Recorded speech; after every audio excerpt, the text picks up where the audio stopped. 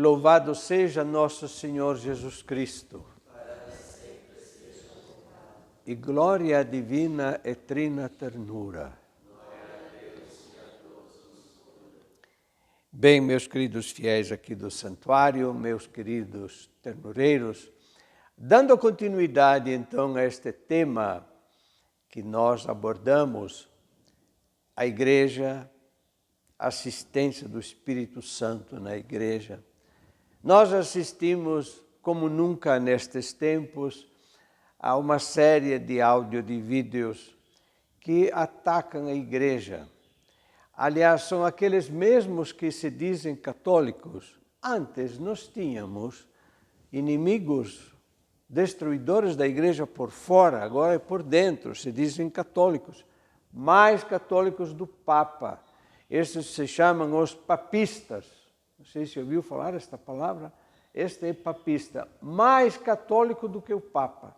Hoje nós assistimos a isso. Bem, eu gostaria só de enfatizar que Jesus garantiu a sua presença, a presença do Espírito Santo. Eu enfatizei muito nestes dias o Espírito Santo, que é comparado, tem comparações contrárias. A água, o fogo, né? O vento. O vento, você não vê, mas vê as consequências do vento, né? Olha o vento não é o vento, são as consequências do vento. Bem, eu gostaria de enfatizar hoje, ter esta certeza. Tu és Pedro, sobre esta pedra edificarei a minha igreja, e as portas do inferno não prevalecerão. E em Mateus diz, eu estarei convosco até o fim do mundo. E Jesus garantiu, quem a vos ouve, a mim ouve. O Papa fala e o pessoal diz, não, este Papa roubou a liderança a Bento XVI, não é um verdadeiro Papa. Ou seja, a que ponto que nós chegamos. Mas eu acredito que realmente a parábola do joio do trigo, o maligno está entrando. E como é que o maligno entra? Bem, eu sempre procuro de traduzir o Evangelho com fábula, com lendas, o que eu vi ou que inventei. É uma parábola do velho beduíno com o seu camelo.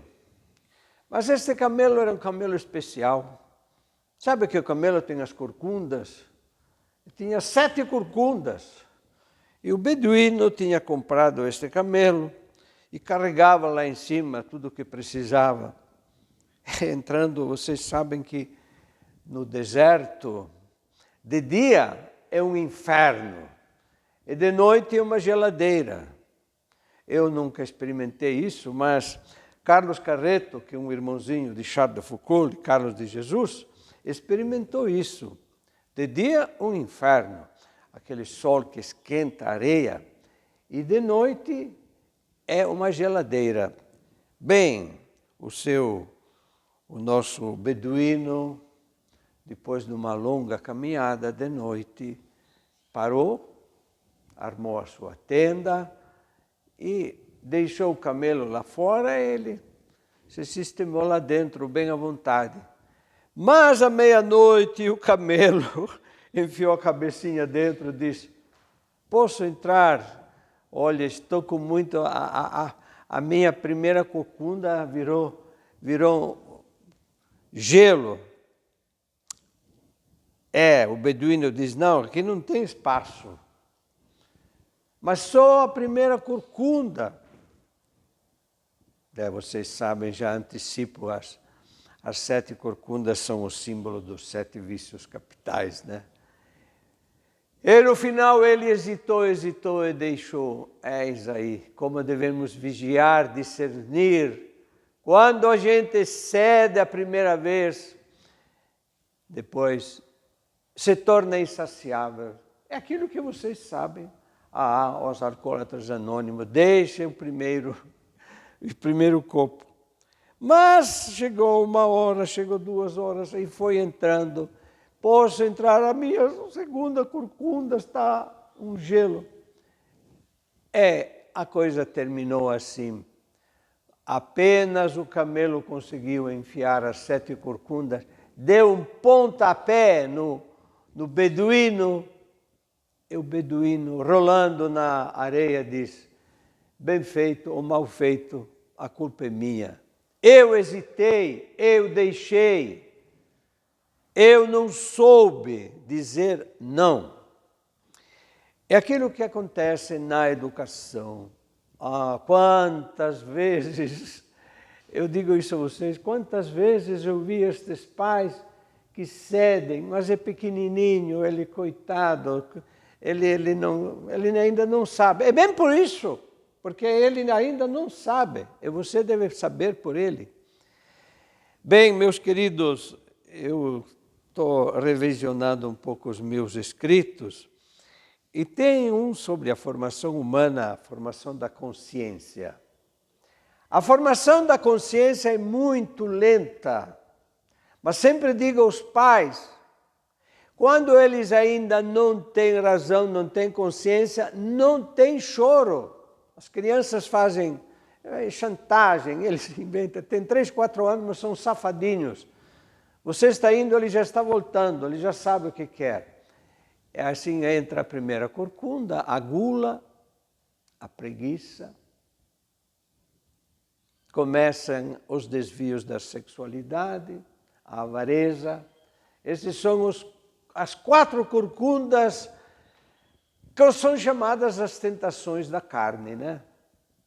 E depois vem outros, às vezes já começam pequenininhos, a inveja, né? Eu, às vezes, fazia este teste, sabe, Helder chegava lá, Helderzinho ainda só tinha 3, 4 anos, e dava um abraço na mãe. Eu ficava furioso, a mãe é minha! E chegava, abraçava a mãe. É bem um grande símbolo do egoísmo. Tem 2, 3 anos, já tem um sentido de propriedade, de egoísmo. Isso é meu, a mãe é minha.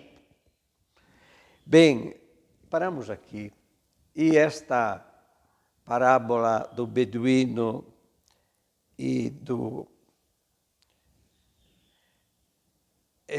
das 7 corcundas, nós sabemos que devemos cuidar, não hesitar, vigiar, porque quando entra a primeira corcunda do camelo, você está perdido, você chega à insaciabilidade. Por isso, nós devemos cuidar todo dia.